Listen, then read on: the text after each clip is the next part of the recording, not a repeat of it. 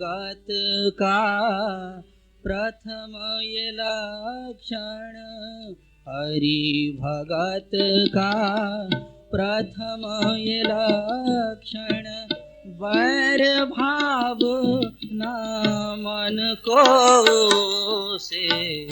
हरि भगत का प्रथम ये लक्षण, वैर भावना मन को से।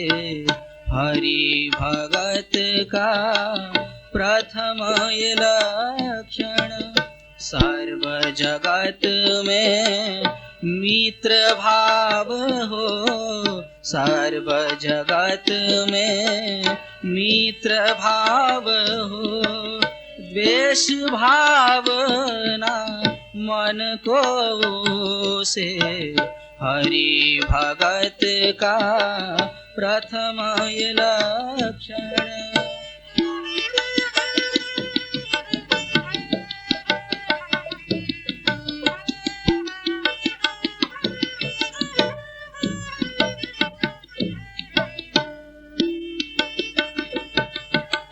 करुणा राखे सबके ताई, करुणा राखे सबके ताई। शत्रु मित्र पराया अपना, शत्रु मित्र पराया अपना। जो भी कोई जैसा कोई, जो भी कोई जैसा कोई। घृणा भावना मन को से। हरि भगत का प्रथम ये लक्षण, वैर भावना मन को से। हरि भगत का प्रथम ये लक्षण।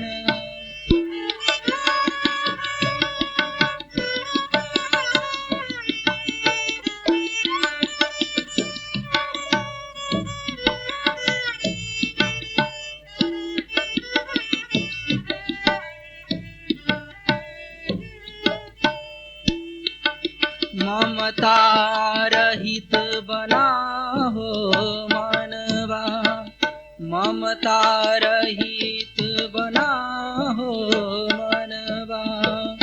कर्म सभी कर्तव्य भाव से, कर्म सभी कर्तव्य भाव से। प्रभु की सेवा कर्म प्रभु का, प्रभु की सेवा कर्म प्रभु का। अपना भाव ना मन को से। हरि भगत का प्रथम ये लक्षण, वैर भावना मन को से। हरि भगत का प्रथम ये लक्षण।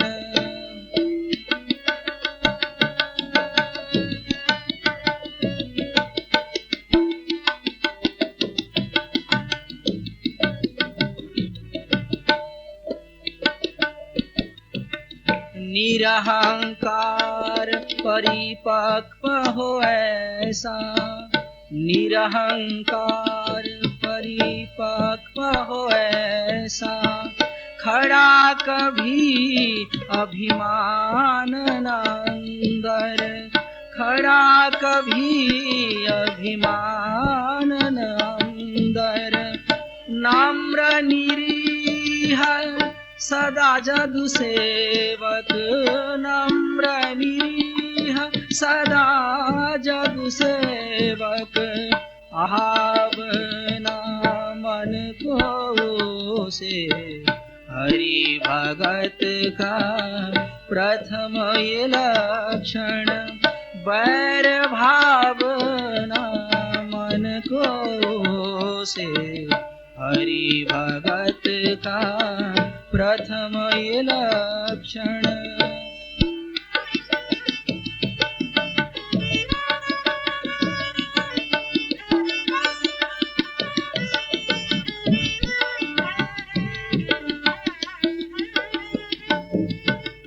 तीर्थ शिवोम भगत जो साचा, तीर्थ शिवोम भगत जो साचा, सुख दुख सदा ही सम कर मारे, सुख दुख सदा ही सम कर माने।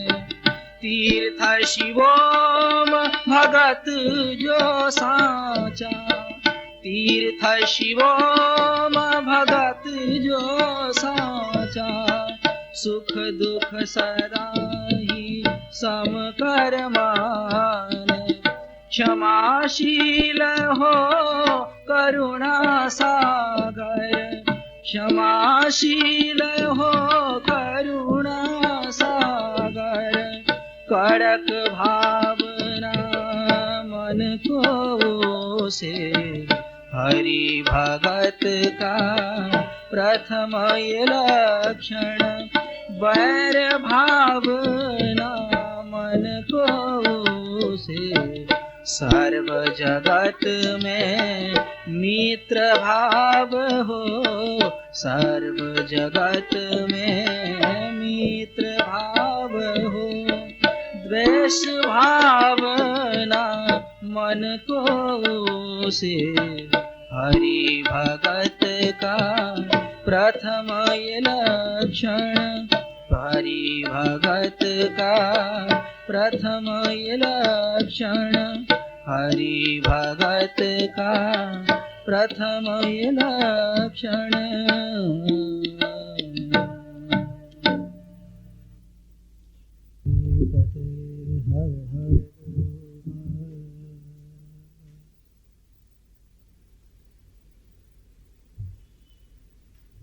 ये जो आपने अभी भजन सुना, हरि भगत का प्रथम ये लक्षण, वैर भावना मन को उसे। गीता का 12वां अध्याय, उसमें 7 श्लोकों में भक्त के लक्षणों का वर्णन किया गया है। उसमें से पहला श्लोक जो है वो है, अद्वेष्टा सर्वभूतानां मैत्रः कर्म एव च, निर्ममो निरहंकारः समदुःख सुखाक्षमी। अद्वेष्टा सर्वभूतानां मैत्रः कर्म एव च, निर्ममो निरहंकारः समदुःख सुखाक्षमी। ये जो गीता का 12वें अध्याय का श्लोक है, जिसमें भगवान भक्त के लक्षणों का वर्णन आरंभ करते हैं, उन 7 श्लोकों में से ये प्रथम श्लोक है।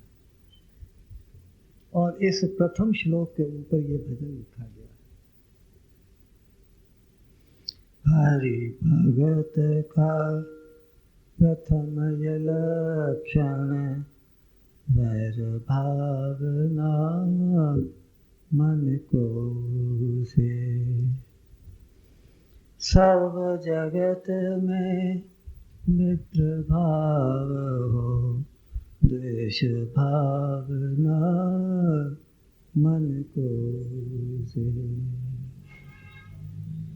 प्रथम लक्षण भक्त का,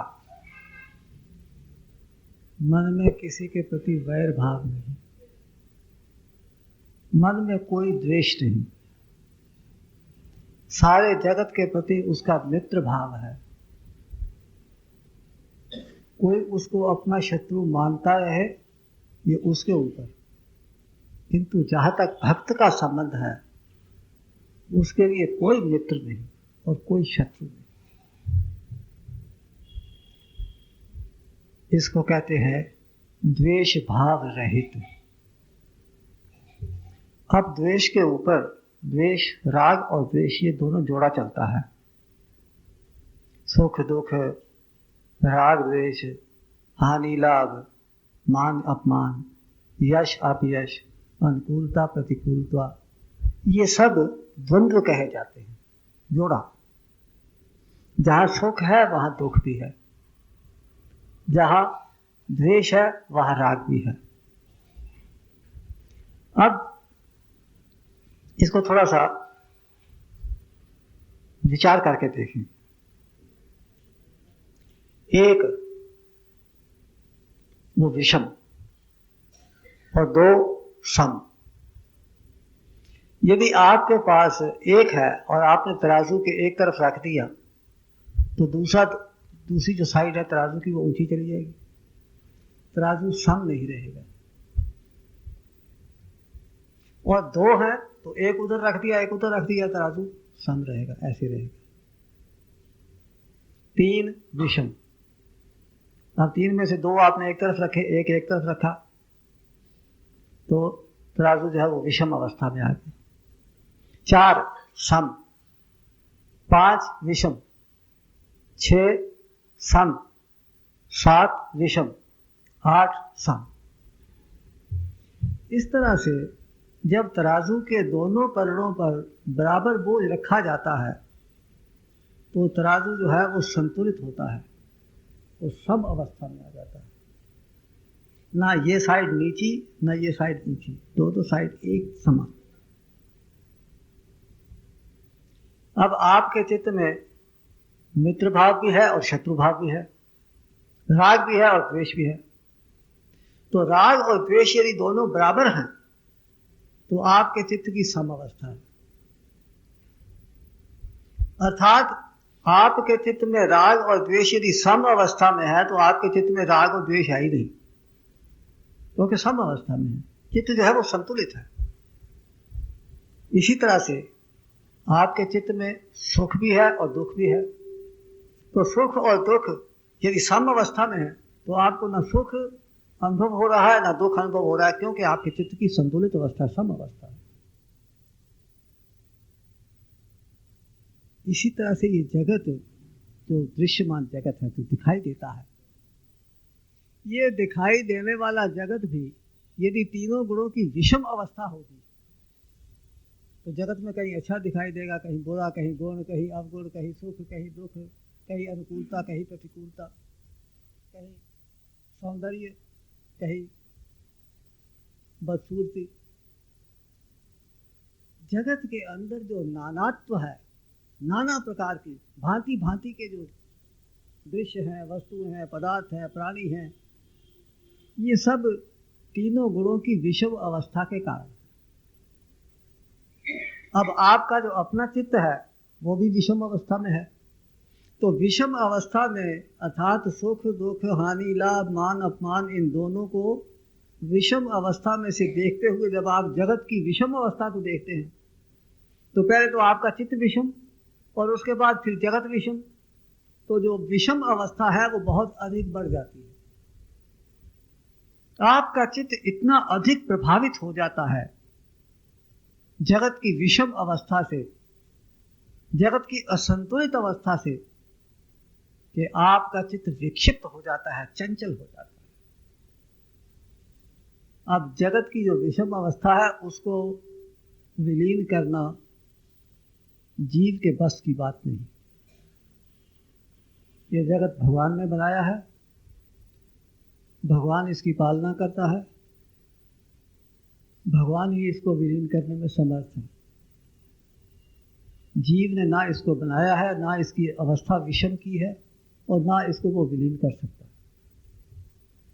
किंतु जीव के अधिकार में अपने चित्त की जो विषम अवस्था है उसको सम अवस्था में लाना, ये उसके अधिकार की बात है।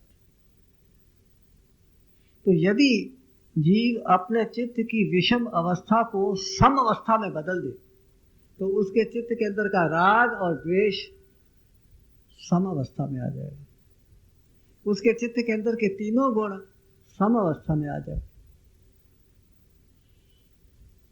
मित्र और शत्रु का भाव, हानि और लाभ का भाव, सुख और दुख का भाव, अनुकूलता प्रतिकूलता का भाव, सब सम अवस्था में आ जाएगा, उसका चित्त संतुलित रहेगा। इसलिए भक्त का प्रथम लक्षण यह है कि उसके चित्त में राग द्वेष नहीं है। संसारी जीवों की तो बात ही क्या है, राग द्वेष किसी को नहीं छोड़ता। बड़े बड़े ज्ञानियों को, तपस्वियों को, योगियों को ये राग द्वेष पकड़ करके बैठा हुआ है। उनको पता भी नहीं लगता कि हम राग द्वेष के अंदर घिरे हुए हैं, हमारे चित्त की असंतुलित अवस्था है। किंतु राग और द्वेष के अंदर सब प्राणी इतनी बुरी तरह से फंसे हुए हैं, उसके अंदर नीचे उतर गए हैं, खुब गए हैं उसके अंदर, कि उनसे निकला नहीं। किसी एक व्यक्ति की क्या बात करें, सारा संसार ही राग द्वेष के अंदर डूबा हुआ है। हमारे गुरु महाराज तो ये कहा करते थे कि राग द्वेष ही जगत है और जगत कुछ नहीं। यदि आपके चित्त में राग द्वेष है तो आपको कोई गुणी दिखाई देगा, कोई अवगुणी दिखाई देगा, कोई पापी दिखाई देगा, कोई पुण्यात्मा दिखाई देगा, कोई अपना पराया, कोई मित्र, कोई शत्रु, कोई अच्छा, कोई बुरा। कोई चीज आपको अच्छी लगेगी, कोई बुरी लगेगी। वास्तव में जब जीव के चित्त के अंदर अहंकार उदय होता है तो अहंकार के पश्चात उसमें राग द्वेष का भाव उदय होता है। राग द्वेष का भाव अहंकार के अत्यंत समीप है। अहंकार से के सबसे अधिक जो समीप है वो है राग द्वेष का भाव। राग द्वेष के भाव के उत्पन्न होने के पश्चात ही फिर अन्य सभी विकार चित्त के अंदर एक के पश्चात एक विकसित होते चले जाते हैं। जब अहंकार चित्त में उदय होता है तो स्वभावतः ही जगत के अंदर कुछ अच्छा लगता है, कुछ अच्छा नहीं लगता। जैसे नमक खाया तो अच्छा लगा, मीठा खाया तो अच्छा नहीं लगा, स्वभावतः ही।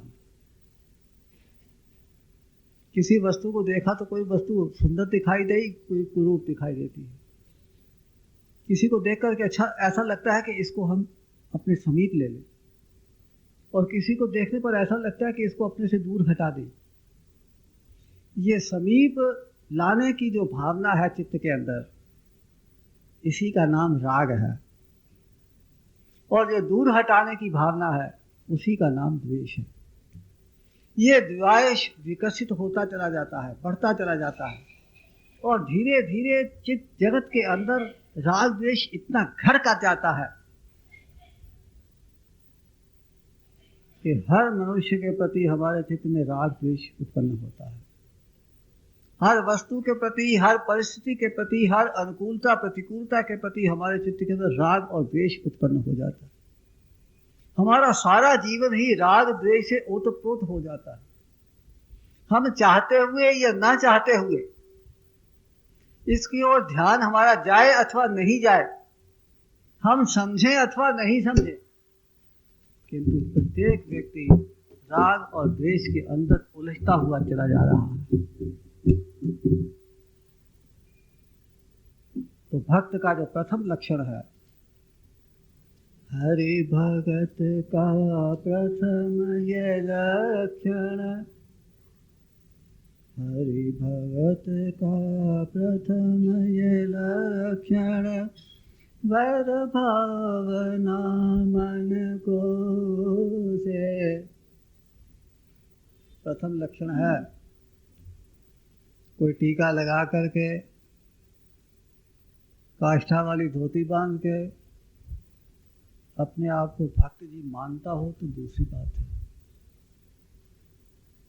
मंदिर जाते, सत्संग करते, पूजा पाठ करते हुए अपने आप को भक्त मान ले, गीता में कहीं नहीं लिखा। गीता में कहीं नहीं लिखा, बाद में अध्याय में भगवान कृष्ण ने भक्तों के जितने लक्षण बतलाए हैं उसने कहीं नहीं लिखा कि जो मंदिर जाए वो मेरा भक्त है, जो पूजा पाठ करे वो मेरा भक्त है, जो तीर्थ यात्रा करे वो मेरा भक्त है, ऐसा भगवान ने कहीं नहीं लिखा। भगवान ने तो ये लिखा है कि जिसके अंदर राग द्वेष नहीं है वो मेरा भक्त है। ये पहला लक्षण। अभी तो लक्षण बहुत आएंगे।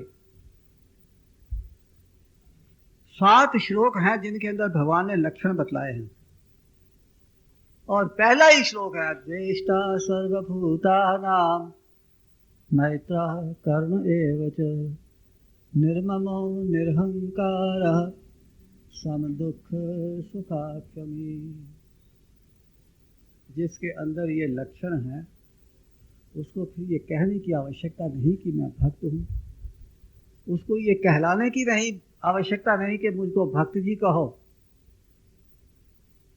और कहीं उसको भक्त माने अथवा नहीं माने, कहे अथवा नहीं कहे, इससे उसको कोई अंतर नहीं पड़ता, क्योंकि उसके चित्त की स्थिति एक भक्त के चित्त की स्थिति है।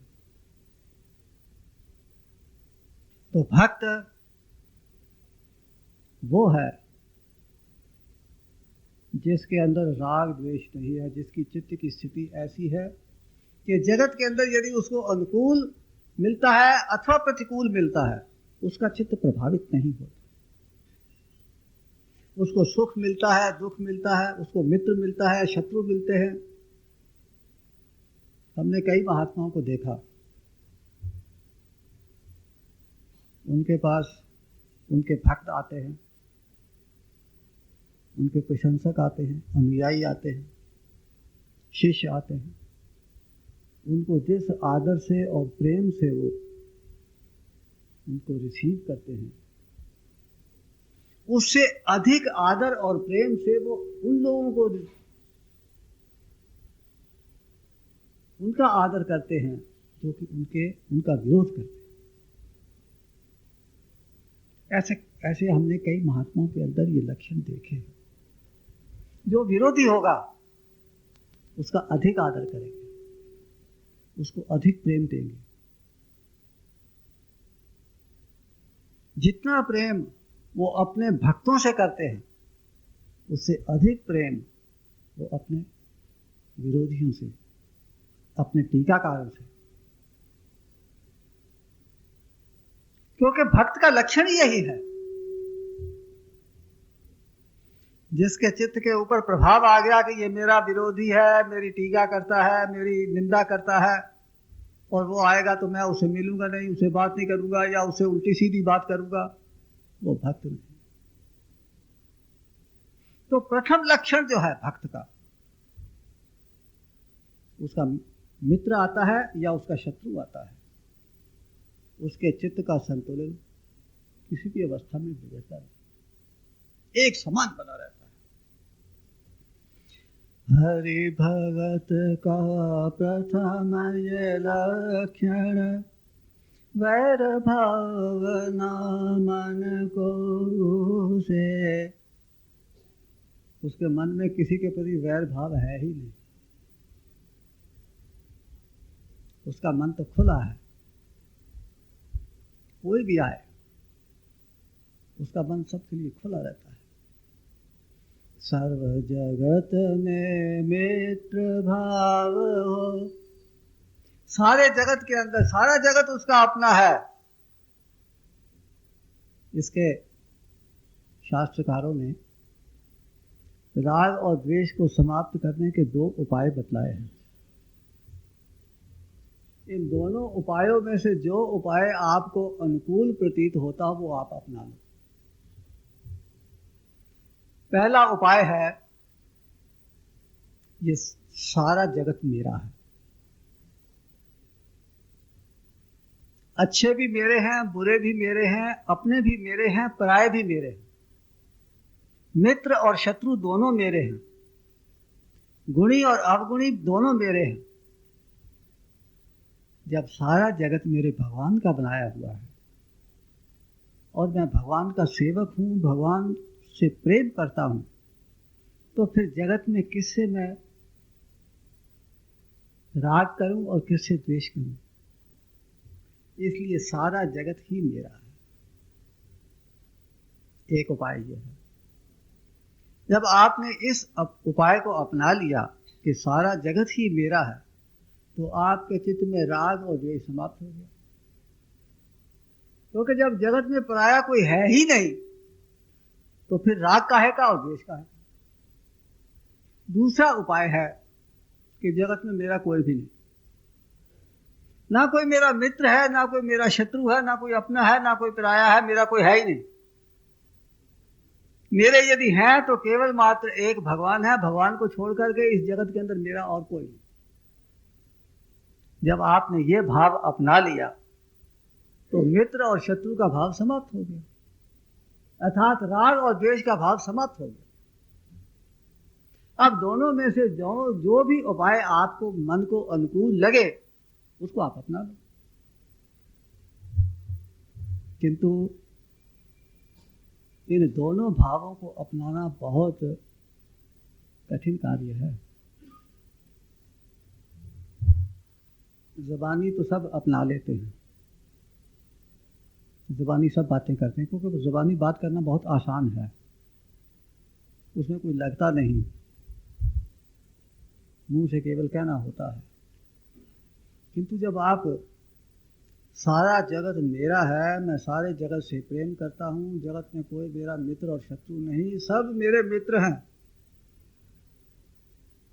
सारा जगत ही मेरा मित्र है, सारा जगत ही मेरा अपना है, फिर जब आपके विरोधी आपके सामने आएंगे तो आपके चित्त की दशा क्या होगी? क्या आप अपने चित्त को संतुलित बना करके रख पाएंगे कि नहीं रख पाएंगे? ऐसी अवस्था में चित्त के ऊपर, अपने मन के ऊपर संयम रख पाना बहुत कठिन होता है। और यदि आपने ये कहा कि सारे जगत के अंदर मेरा कोई नहीं, ना मेरा मित्र है, ना मेरा शत्रु है, लेकिन जो आपको अपना शत्रु मानते हैं वो तो आपको तोड़ते ही चले जाएंगे, वो आपको आराम से बैठने ही नहीं देंगे। आप उनको कुछ मत कहो, किंतु वो आपको कहते रहेंगे। इसके विपरीत जब आप उनके विरुद्ध कुछ नहीं कहोगे तो ये सोचेंगे, इसको आपकी कमजोरी समझेंगे और वो और खुल करके आपका विरोध करेंगे। तो ऐसी अवस्था में जगत के अंदर मेरा कोई नहीं, ना मित्र है ना शत्रु है। आप नहीं मानोगे मेरा कोई मित्र नहीं, कोई शत्रु नहीं, लेकिन शत्रु आपको नहीं छोड़ेंगे। आप तो जगत को छोड़ते हो, किंतु जगत आपको नहीं छोड़ता। जगत तो आपको रगड़े देता ही चला जाता है, आपको उठा उठा करके नीचे पटकता है। आप उनका कितना भी मन के अंदर कल्याण चाहो, कितनी भी उनकी भलाई चाहो, उनका हित चिंतन करो, किंतु उनके ऊपर प्रभाव नहीं पड़ता। वो तो आपका विरोध करेंगे ही, आपको दुख देंगे ही, आपको वो टोंचा टाची करेंगे ही, किंतु यदि आप भक्त हैं तो आपको वो सब सहन करना पड़ेगा। जब तक आप में सहनशीलता इतनी नहीं आ जाती कि आपके विरोधी चाहे कितना भी आपको कष्ट दे। अभी मैं आजकल तुकाराम जी का चरित्र पढ़ रहा था। तुकाराम जी के कुछ अभंग हिंदी में उनके भजन करने का भी मैं प्रयास कर रहा हूँ। कोई 50 भजन किए भी हैं मैंने। अभी पंकज भाई भी तो सबसे पहले भजन गाया, परले पार, क्या है, परले पार प्रभु जी मोरे। ये तुकाराम के अभंग का ही हिंदी रूपांतर है एक तरह से। तो तुकाराम जी की मैं जीवन चरित्र पढ़ रहा था। अब तुकाराम जी तो किसी को कुछ कहते नहीं थे, भगवान के भजन में मस्त रहते थे। वहाँ नदी के किनारे जा कर के और भगवान के अभंग गाते थे, लोगों को सुनाते थे, स्वयं उनका आनंद लेते थे। किसी को कुछ कहना नहीं, लेना नहीं, किसी से कुछ देना नहीं, उनको जगत से कोई मतलब नहीं, कोई वास्ता नहीं। कि तू इतना भी जगत से जो एकदम हटा हुआ है, सबका कल्याण चाहता है, सबको अच्छी बातें बतलाता है, भगवान की बातें बताता है, भगवान का नाम सुनाता है, किसी को बुरा करने के लिए कोई वो प्रेरित नहीं करता, और मन से किसी का अकल्याण, किसी का बुरा चाहता नहीं, वो भी लोगों को अच्छा नहीं लगा। उनका भगवत भजन करना ही उनको अच्छा नहीं लगा। उन्होंने उसमें से दोष निकालने शुरू कर दिए। ये ब्राह्मण नहीं है, पहली बात, ये ब्राह्मण नहीं है, ये भगवत भजन कैसे कर सकता है। वो समय ऐसा था कि जो शूद्र होते थे, नीची जाति के लोग होते थे, उनको वेदों का अधिकार नहीं था। तो वेदों के जो तत्व थे, वेदों के जो तथ्य थे, वेदों का जो ज्ञान था, वो तुकाराम जी उसको अपने अभंगों के अंदर प्रकाशित करते थे, प्रकट करते थे। तो कहते थे कि ये शूद्र होकर के और वेदों का प्रकाश, वेदों का ज्ञान ये कैसे प्रकाशित करता है, ये तो पाप है। और इस बात से वो इतने चिढ़े। दूसरी एक बात और थी कि जो दुकानदार लोग थे, दुकानदार का मतलब जो अध्यात्म की दुकानदारी करते हैं, भक्त उनके पास आए, उनसे प्रश्न करें, फिर वो उनका समाधान करें, फिर उनकी जो कठिनाइयां हैं, उनके जो दुख हैं, उनको दूर करने का उनको उपाय बतलाएं। इस तरह से उनकी दुकानदारी चले, वो उनको पैसे दें, उनको भेंट करें और उनका काम चलता रहे। अब तुकाराम जी कहने लगे कि देखो भाई, सब दुखों की एक ही दवाई है, भगवान का भजन। भगवान का भजन छोड़ करके और कोई दवाई किसी दुख की नहीं है। दुख टल तो सकता है किंतु जा नहीं सकता। किसी ना किसी समय वो आपके सामने फिर आएगा। आप ज्योतिषी के पास गए, महाराज हमारा भविष्य बतलाइए। उन्होंने कहा कि 2 महीने के पश्चात आपके पास ये कष्ट आने वाला है। आप घबरा गए। महाराज इस कष्ट के निवारण का उपाय, तो वो आपको कोई मंत्र बता देगा, कोई अनुष्ठान बता देगा। तो ये जो संस्कारों का जो क्रम है, ये संस्कार जो 2 महीने पश्चात आपको सामने आने वाला है, उस संस्कार को उठा करके 10, 20, 50 संस्कार पीछे उसको ले जाएगा। वो समाप्त नहीं हुआ। जो प्रारब्ध का रूप ले चुका है संस्कार, वो कभी नष्ट नहीं होगा, वो आपको फल देगा ही।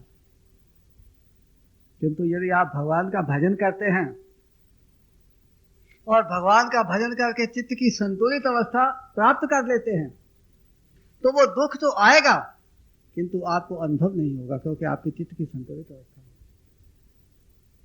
चित्त की संतुलित अवस्था, चित्त की राग द्वेष रहित अवस्था का यही लाभ है कि आपको सुख और दुख आएंगे तो सही, किंतु सुखों दुखों की आपको अनुभूति नहीं होगी, आपके चित्त को वो प्रभावित नहीं कर पाएंगे।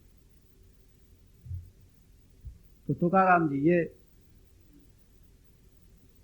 उपदेश करते थे लोगों को अपने अभंगों के माध्यम से। अब जो दुकानदार लोग थे वो चिढ़ते थे। उन्होंने उनको इतना परेशान किया, अंत में उनको गांव छोड़ करके जाना पड़ा। इतना परेशान किया। और फिर एक ये भी बात है कि कोई भक्त हो, संत हो, कोई कुछ तो उसका विरोध करके उसको परेशान करते हैं, कुछ उसका आदर करके उसको परेशान करते हैं। खाने को अच्छा अच्छा देंगे, अब वो खाना नहीं चाहता, वो तो सीधा साधा भक्त है और सीधा साधा खाना चाहता है, और वो बड़े आराम से सीधा साधा सादगी से रहना चाहता है, किंतु उसको सादगी से नहीं रहने देंगे। उसको पता नहीं क्या क्या ला के भेंट करेंगे, बड़ा बढ़िया गादी तकिया बिछा करके, ऊपर चादर बिछा करके और फूलों की मालाएं लटका करके, उसकी बड़ी स्टेज बना करके, उसकी सजावट करके उसको बिठाएंगे, उसकी पूजा करेंगे, आरती करेंगे। वो जो उसको करते हैं तो उसके अहंकार को बढ़ाने का वो सारे साथ। इसका मतलब ये है कि जो भक्त होता है उसको केवल उसके विरोधी ही परेशान नहीं करते, उसके अपने भक्त भी वो परेशान करते, वो भक्तों से भी परेशान हो जाता है। और अंत में जो भक्त होता है वो भाग करके एक और एकांत में जाकर के, जहां उसको कोई नहीं हो, कोई उसको मिले नहीं, कोई उससे बात नहीं करे, कोई उसकी निंदा नहीं करे, कोई उसकी प्रशंसा नहीं करे, ऐसे स्थान पर जाकर के उसको शांति मिले।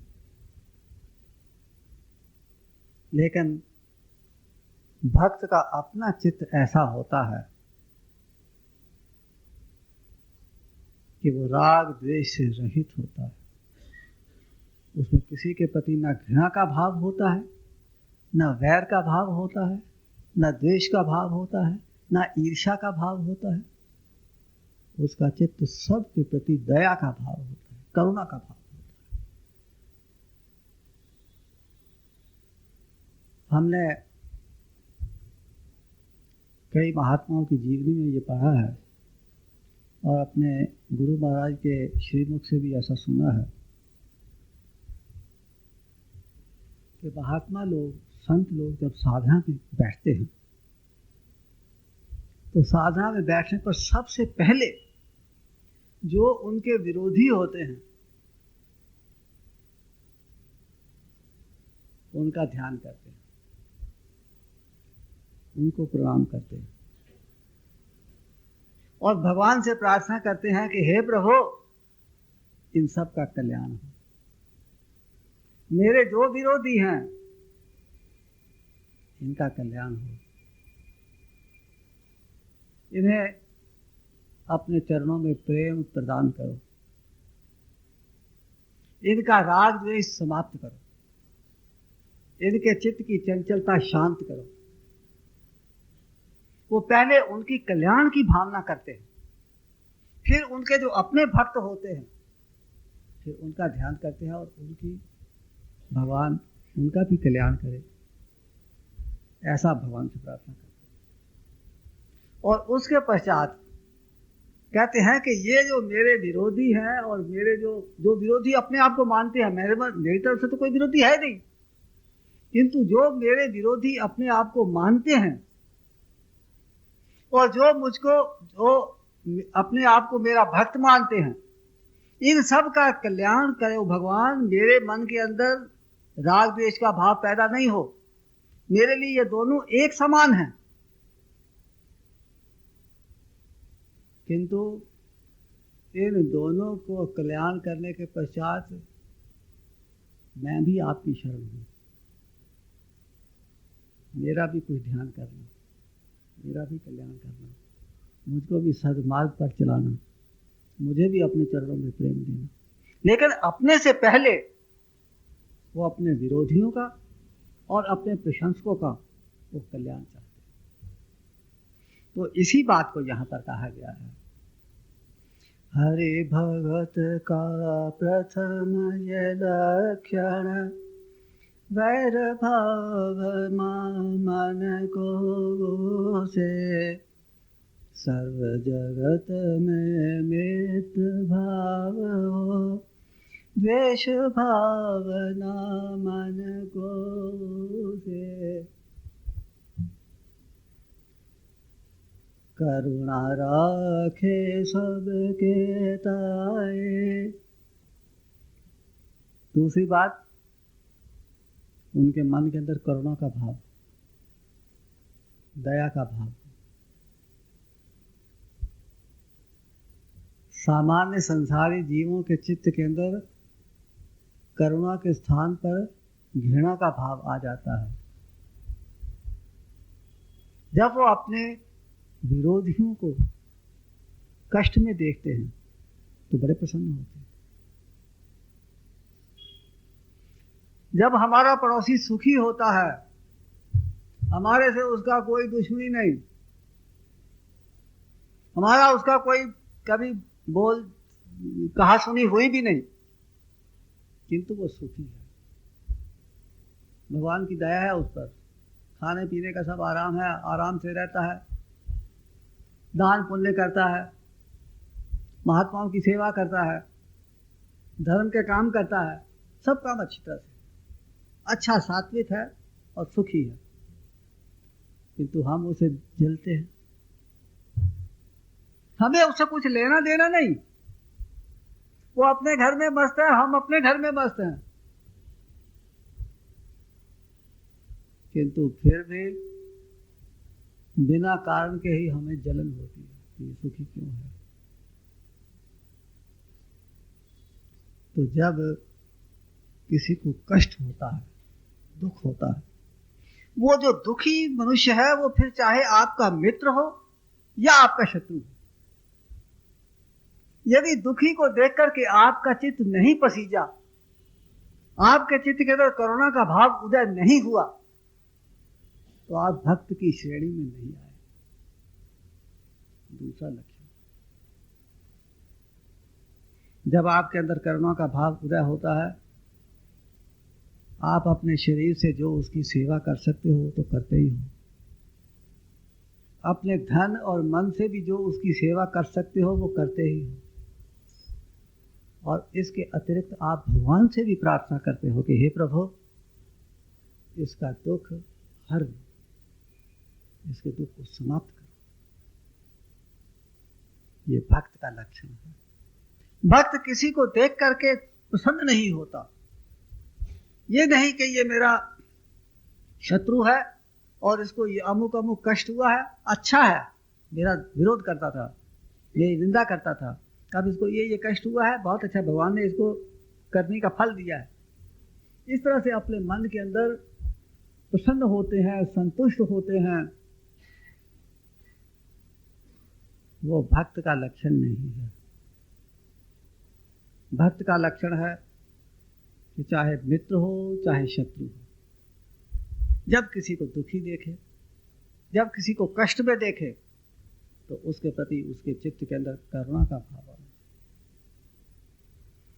करुणा भाव करुणा राखे सबके ताई, शत्रु मित्र पराया अपना। अपना हो, पराया हो, शत्रु हो, मित्र हो, उसके मन में द्वेष नहीं, अपने पराये का भाव नहीं, सब अपने हैं। सबके अंदर मेरा राम है, सबके अंदर मेरा प्रीतम, मेरा पति परमेश्वर परमात्मा प्रकाशित है। कभी वो मेरा शत्रु बन करके मुझे दर्शन देता है, कभी मेरा मित्र बन करके मुझे दर्शन देता है। मेरा प्रभु ही विभिन्न रूप धारण करके मेरे सामने आता है। कभी वो मेरा शत्रु बन करके मेरी निंदा करता हुआ मेरे समक्ष प्रकट हो जाता है, और कभी मेरा भक्त बन करके श्रद्धा भाव प्रदर्शित करता हुआ मेरे सामने आ जाता है। कभी मेरा भक्त बन जाता है और कभी मेरा भगवान बन जाता है। एक बात मैं आपको थोड़ी सूक्ष्म बात है वो कहता हूं। भक्त भगवान से प्रेम करता है, सब कुछ भगवान के अर्पण करता चला जाता है, तन मन धन, जगत में उसके पास जो कुछ भी है सब, उसके पास जितना समय है वो भी सब, उसके मन का जो अहंकार है वो भी, उसके अंदर जितनी शक्ति है, जितना वो जो कुछ भी है सब भगवान के अर्पण करता चला जाता है। जब वो सब कुछ भगवान के अर्पण कर देता है, अर्थात भगवान भक्त के अंदर विलीन हो जाते हैं। भक्त अपना सब कुछ भगवान में विलीन करता चला जाता है और अंत में भगवान भक्त के अंदर विलीन हो जाते हैं। कहा ना कि भक्त जो है वो भगवान से भी बड़े हैं। भक्त भगवान से इसलिए बड़े हैं क्योंकि अंततः जाकर के भक्त के अंदर भगवान विलीन होकर के भक्त बाकी रह जाता है और भगवान विलीन हो जाता है। ये बात जो है, सब कुछ भगवान के अंदर विलीन करते चले जाना। राग और द्वेष का भाव भी भगवान के चरणों में चढ़ा देना। मित्र और शत्रु का भाव, अपने और पराये का भाव, सब भगवान के चरणों में अर्पित करते चले जाना, भगवान के चरणों में चढ़ाते चले जाना। जब कुछ नहीं रहेगा तो भगवान अपने आप को भक्त के अंदर विलीन कर देते। इस बात को अपने मन के अंदर आप समझ करके और फिर ये चलने का प्रयत्न करो कि सब कुछ भगवान के अर्पण करने का अर्थ क्या है। करुणा राखे सबके ताई, शत्रु मित्र पराया अपना, जो भी कोई जैसा कोई, जो भी हो, मित्र हो शत्रु हो और जैसा भी हो, धनिक हो निर्धन हो, पठित हो अपठित हो, मूर्ख हो बुद्धिमान हो, बलिष्ठ हो बहुत दुर्बल हो, किसी को शिष्टाचार आते हैं किसी को नहीं आते, स्त्री हो पुरुष हो बाल हो वृद्ध हो, किसी भी धर्म का मानने वाला, किसी भी वर्ण का, किसी भी आश्रम का, किसी भी देश का, किसी भी भाषा के बोलने वाला, जितने भी हैं, जो भी कोई जैसा कोई, उसमें किसी प्रकार का कोई भेद नहीं। जो भी कोई जैसा कोई, घृणा भावना मन को से, घृणा भाव का काम ही नहीं।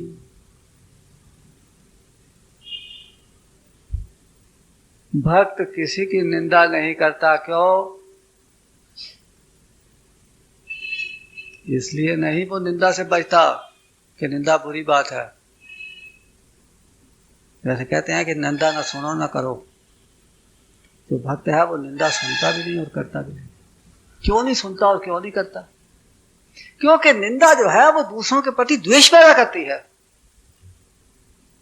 जिसकी आप निंदा करते हैं उसके प्रति आपके चित्त में द्वेष पैदा हो जाता है, उसके लिए आपका मन घृणा से भर जाता है, और जो घृणा के भाव आपके चित्त में संचित हो जाते हैं, जो द्वेष भाव आपके चित्त के अंदर जो ठप्पा लग जाता है, वो फिर जिसकी आप निंदा करते हो वो निंदा के योग्य है कि नहीं है वो तो वो जाने, किंतु आपका अपना चित्त अवश्य मलिन हो जाता है, आपका अपना चित्त बुरे संस्कारों से भर जाता है। फिर वो जो राग और द्वेष के संस्कार, जो घृणा के संस्कार आपके चित्त में संचित हो जाते हैं, वो जन्म जन्मांतर तक आपका पीछा नहीं छोड़ते। फिर तो वो आपको प्रारब्ध बन करके आपको घुमाते हैं, नचाते हैं, सताते हैं, आपका पीछा नहीं छोड़ते।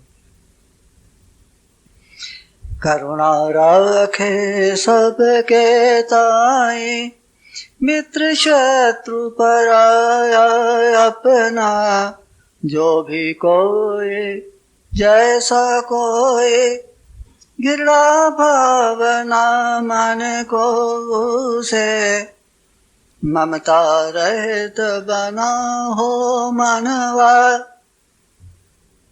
वो बात एक ही है। ममता का अर्थ है ममत्व, अपनापन। जैसे बच्चे के प्रति माता के मन में ममता होती है, ये मेरा बच्चा है। मुझे एक बार याद है, मैं छोटा था, कुछ माताएं बैठी थी, तो बाहर किसी बच्चे के रोने की आवाज आई। तो जो माताएं बैठी थी उनकी जो थी, उसने समझा कि मेरा बच्चा रोया है। वो बड़ी जल्दी से उठ करके बाहर भागी और थोड़ी देर के बाद हंसती हुई वापस आ गई कि नहीं, मैंने समझा कि वो मेरा बच्चा रोया है, पर वो तो पड़ोसी का बच्चा था। और वो हंसती हुई वापस। अब पड़ोसी के बच्चे के प्रति उसके मन में ममत्व नहीं जागृत हुआ। अपना बच्चा, उसके प्रति ममता। दूसरे का बच्चा भी वैसा ही बच्चा है। यदि वो रो रहा है, उसको गिर गया है, उसको ठोकर लग गई है, कुछ हो गया है, तो जिस तरह से अपने बच्चे को वो उठा सकती थी, पुचकार सकती थी, संभाल सकती थी, वो पड़ोसी के बच्चे को भी उसी प्रकार से प्रेम दे सकती थी, ममता दे सकती थी। किंतु वो हंसती हुई चली आई। हाँ, मैंने समझा कि मेरा बच्चा है, वो तो मेरा बच्चा तो था ही नहीं। वापस चली। तो इस प्रकार की जो बात है, ये देखने में तो बहुत छोटी है, किंतु यदि देखा जाए तो चित्त की अवस्था का पता लगता है। ममता रहित बना हो मानवा। अब क्या है, माताओं के संतान तो होती है, बच्चे होते हैं, लड़के लड़कियां होते हैं। यदि वो अपने बच्चे की पालना आसक्ति सहित होकर के करती है या आसक्ति रहित होकर के करती है। यदि आसक्ति सहित करती है तो उसके अंदर ममत्व जागृत हो जाता है, और यदि आसक्ति रहित होकर के करती है तो वो कर्तव्य बुद्धि से करती है। गोपियों की यही विशेषता थी, इसीलिए गोपी प्रेम को सबसे उत्तम माना गया। अध्यात्म क्षेत्र के अंदर सबसे ऊंचा प्रेम जो है वो गोपी प्रेम माना गया है। गोपियों के भी तो बच्चे थे, उनकी देखभाल करती थी, उनके पति थे, पतियों की सेवा करती थी, उनकी गौएं थी, उनके दूध निकालती थी, मक्खन निकालती थी, बिलोती थी, आसक्ति रहित होकर। यदि वो ममत्व होता अपने बच्चों के अंदर, तो उन बच्चों के प्रति उनके चित्त में जो ममता के संस्कार से वो उनमें संचित होते। और यदि उन्होंने कर्तव्य बुद्धि से, ये मेरा बच्चा है, इसकी पालना करना मेरा कर्तव्य है, इस कर्तव्य बुद्धि से यदि अपने बच्चे की पालना करती है माता, तो बच्चे की पालना भी हो जाती है, उसकी देखभाल भी हो जाती है, और उसके प्रति उसके चित्त में जो ममता के संस्कार है वो भी संचित नहीं होते। ममता रहित बना हो मानवा, कर्म सभी कर्तव्य भाव से, प्रभु की सेवा कर्म प्रभु का।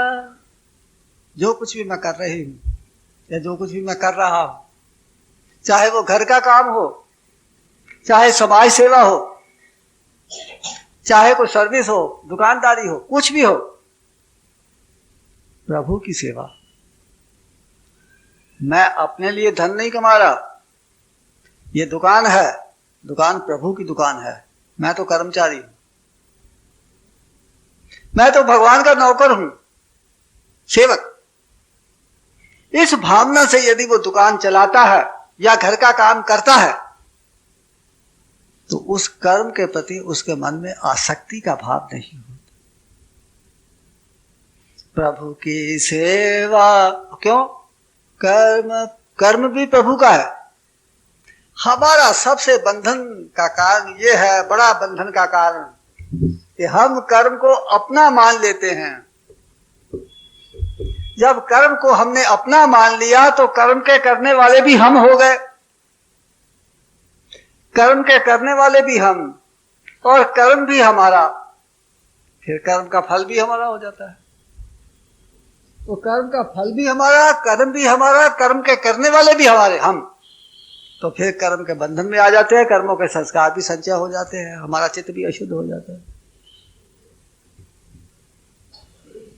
जो भगवान का भक्त है वो भगवान की शक्ति से भगवान का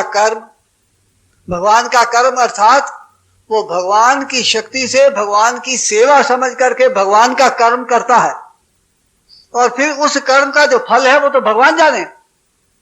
वो तो कर्मचारी, नौकर, सेवक, उसको कर्म के फल से क्या, उसको तो जो पगार मिलनी है वही मिलेगी। और पगार उसको क्या मिलती है? खाने पीने को, दो रोटी और क्या। किंतु यदि उसका अपना हुआ तो फिर उसका फल भी उसका अपना होता है। फिर वो जो उसको धन कमाता है, जो सुख सुविधाएं इकट्ठी करता है, फिर उनको भोगता है, फिर उनके भोगने के संस्कार, उनको इकट्ठे करने के संस्कार, फिर उनके अच्छाई और बुराई जो भी वो उसको धन संचय में करनी पड़ती है, उन सब के संस्कार उसके चित्त में संचित होते चले जाते हैं और वो प्रारब्ध रूप हो जाता है। इसीलिए कहा प्रभु की सेवा कर्म प्रभु का, अपना भाव न मन को से। ये मेरा है, ये मेरी दुकान है, ये मेरा परिवार है, ये मेरा कर्म है, मैं करने वाला हूं, फल मेरा है, ये अपनापन है। तो अपनापन जो है मैंपना, और मैंपने का अर्थ है अहंकार। ये सब बातें जो है वो जीव के चित्त के अंदर अहंकार पैदा करती चली जाती है। इसलिए कहा प्रभु की सेवा, प्रभु की सेवा कर्म प्रभु का, अपना भाव न मन को से। निरंकार परिपक्व हो ऐसा, उसके चित्त की ऐसी अवस्था हो, निरहंकार अवस्था। अहंकार होगा मन के अंदर, ईगो, तभी तो किसी से राग द्वेष करेगा। ईगो होगा मन के अंदर, तभी तो कर्म को अपना समझेगा। चित्त के अंदर जब माया का आवरण आता है तो माया के आवरण के पश्चात जीव में अहम भाव पैदा होता है।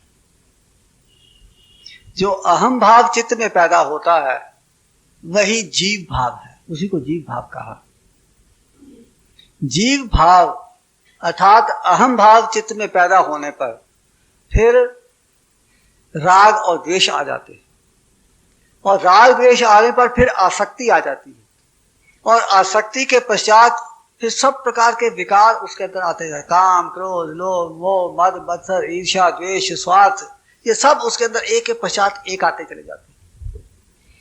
और राग द्वेष के कारण और आसक्ति के कारण और अहंकार के कारण वो कर्मों का संचय करने लगता है। उसमें कर्तापन की भावना उदय हो जाती है।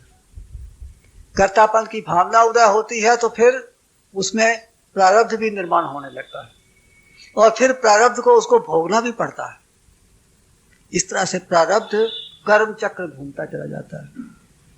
तो कर्म चक्र के अंदर ऐसा मनुष्य जीव पड़ जाता है कि फिर उसको अपनी सुध नहीं रहती, अपनी होश नहीं रहती।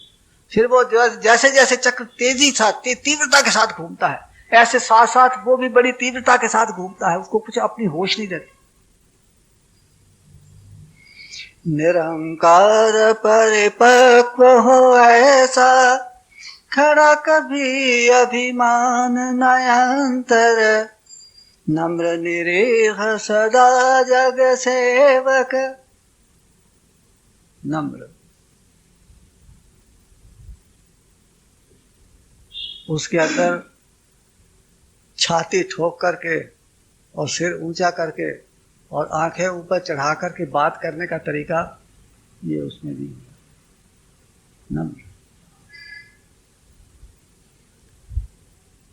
ऐसा कहते हैं कि भगवान के अंदर अभिमान नहीं है।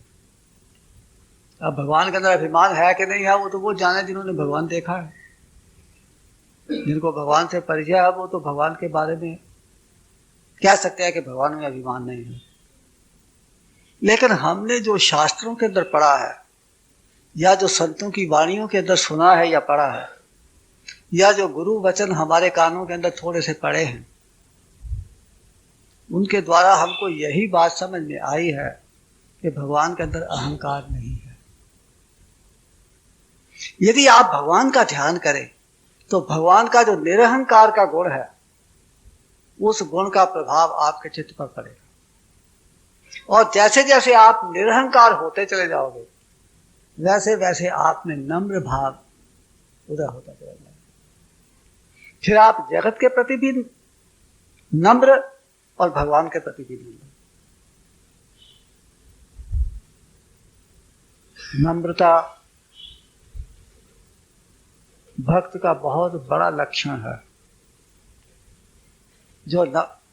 देखो, नम्रता दो प्रकार की होती है। एक तो स्वाभाविक नम्रता, आपका स्वभाव ही ऐसा हो कि आपके अंदर अहंकार है ही नहीं, नम्र भाव से आप बात करते हैं। और दूसरी नम्रता जो होती है वो चालाकी की, मन के अंदर क्रूरता भरी हुई है, चालाकी भरी हुई है, किसी को धोखा देना है और बड़े नम्र होकर के आप बात कर रहे हो। या आपको किसी से कोई स्वार्थ है और स्वार्थ लेकर के आप किसी व्यक्ति के पास जाते हो और उसे प्रार्थना करते हो कि मेरी अमुक अमुक सेवा कर। उस समय आप बड़े नम्र हो जाते हैं और जब बाहर निकलते हैं तो फिर वही अकड़, वही सिर ऊंचा, वही छाती ठोकनी, वही आंखें टेढ़ी ऊंची, सब वही वैसे का वैसा आ जाता है। तो इस नम्रता जो है वो स्वाभाविक नम्रता होनी चाहिए। और स्वाभाविक नम्रता का अर्थ यह है कि स्वभावतः ही आपके अंदर निरहंकार की स्थिति है, तभी आपके अंदर स्वाभाविक नम्रता का उदय होगा।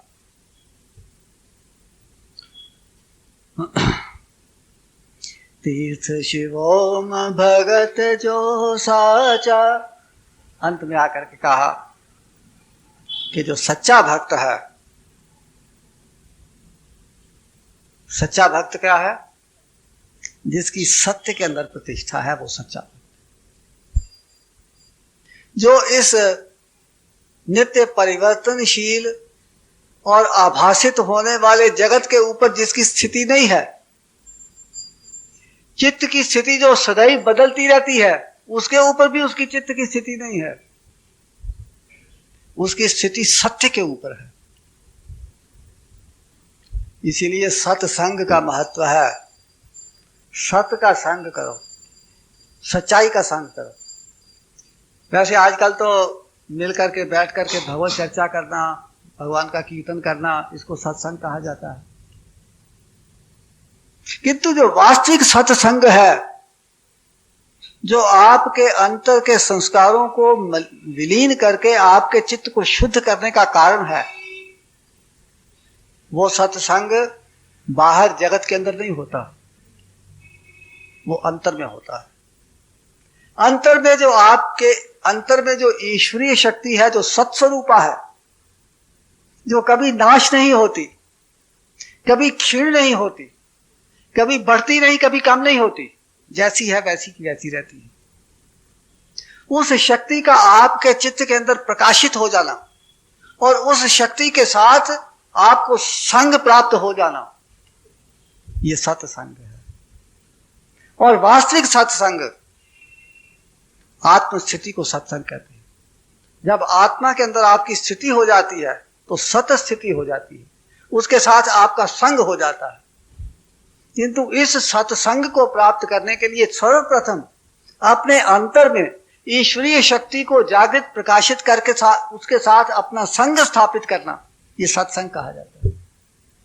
और ऐसा जो सत्संग है वो सब प्रकार की शंकाओं को निवृत्त कर देता है, सब प्रकार के संस्कारों को जला करके भस्म कर देता है, भक्त के चित्त को निर्मल बना देता है। ये सत्संग है।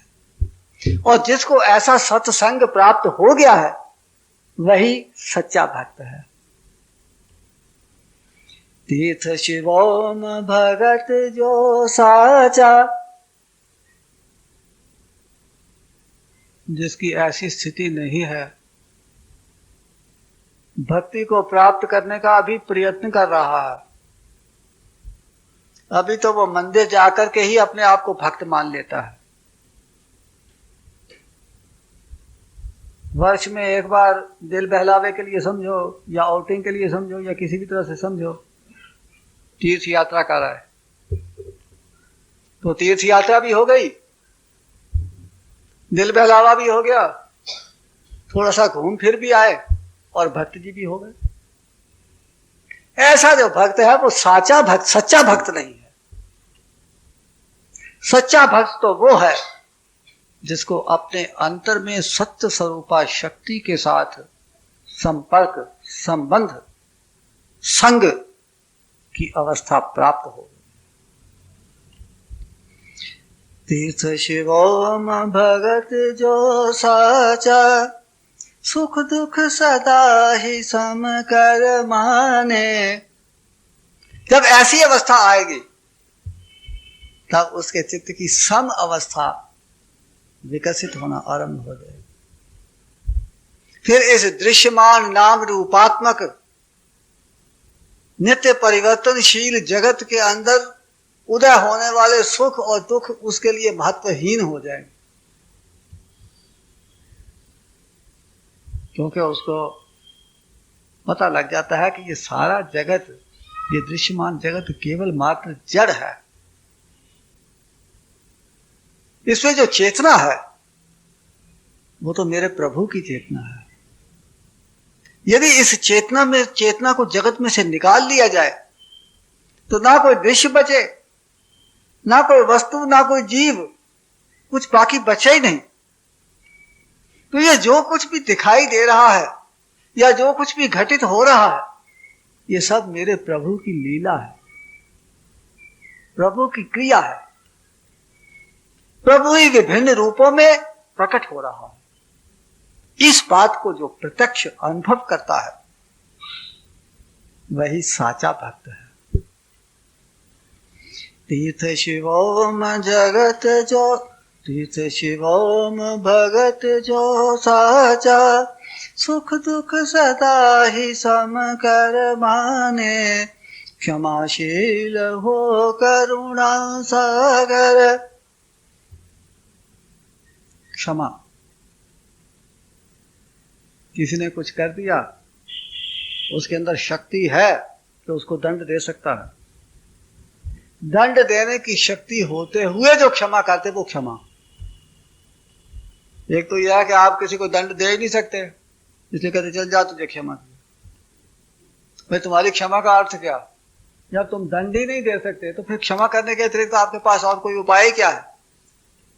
आपके पास दंड देने की शक्ति हो और आप मन से उस किसी को क्षमा कर दो, ये क्षमा है।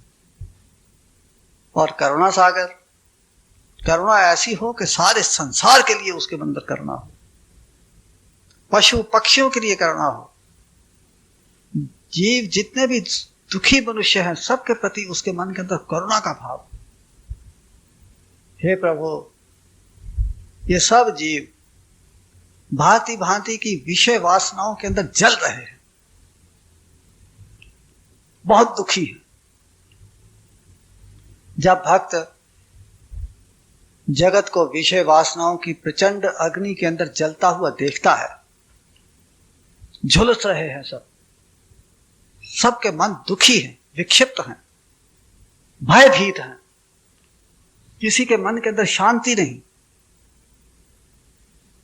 उनके उस दयनीय दुखी अवस्था को देख करके भक्त का चित्त पिघल जाता है।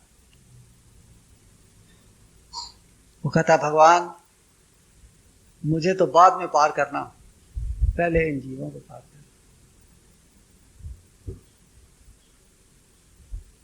तुम्हारी कृपा से मेरा चित्त कुछ ना कुछ सम अवस्था में आ गया है, इसलिए जगत के अंदर रह करके भी, जगत के सुख दुख सहते हुए भी मुझे तो इतना कष्ट होता नहीं। इसलिए ये जो जीव है जो कि जल रहे हैं, बहुत दुखी है, तड़प रहे हैं, जिनको कोई मार्ग नहीं मिलता निकलने का, बच निकलने का कोई मार्ग नहीं है जिनके पास, पहले इनके ऊपर कृपा।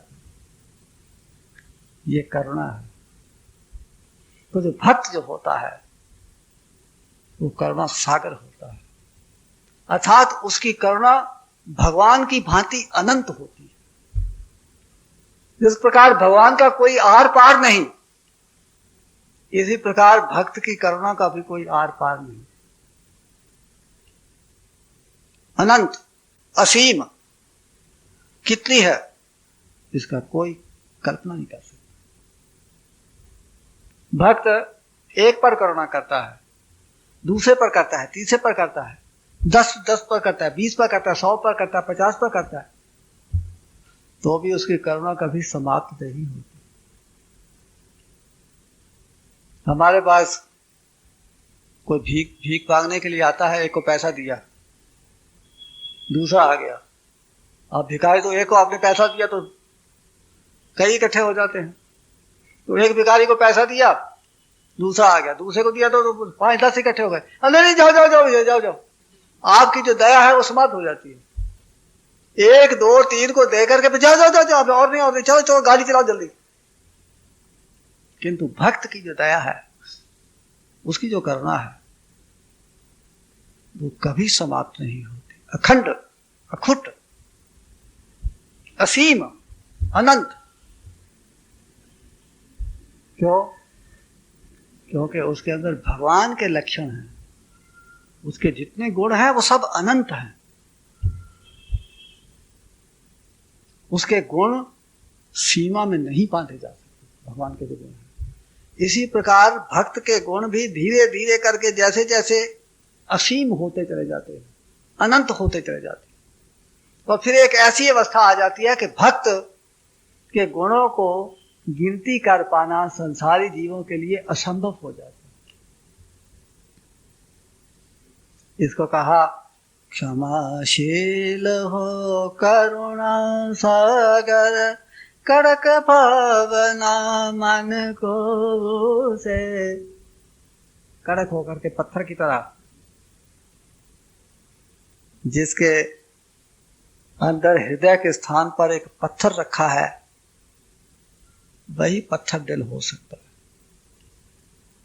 वही जगत के प्रति कड़क हो सकता है।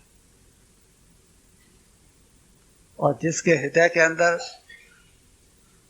हृदय के स्थान पर मक्खन का डला रखा है, कोमल, निर्मल, चिकना, तो भक्त का हृदय माखन की तरह होता है। वो कड़क होना नहीं जानता, क्योंकि हो ही नहीं सकता, उसका स्वभाव ही नहीं है। तो ये गीता के उस एक श्लोक के ऊपर अद्वेष्टा सर्वभूतानां मैत्रा करुण एव च निर्ममो निरहंकारः समदुःख सुखाख्यमी। बाकी जो 6 श्लोक हैं उनके ऊपर भी मैंने भजन लिख दिए हैं। यदि आप सुनना चाहेंगे तो एक एक करके सातों सुना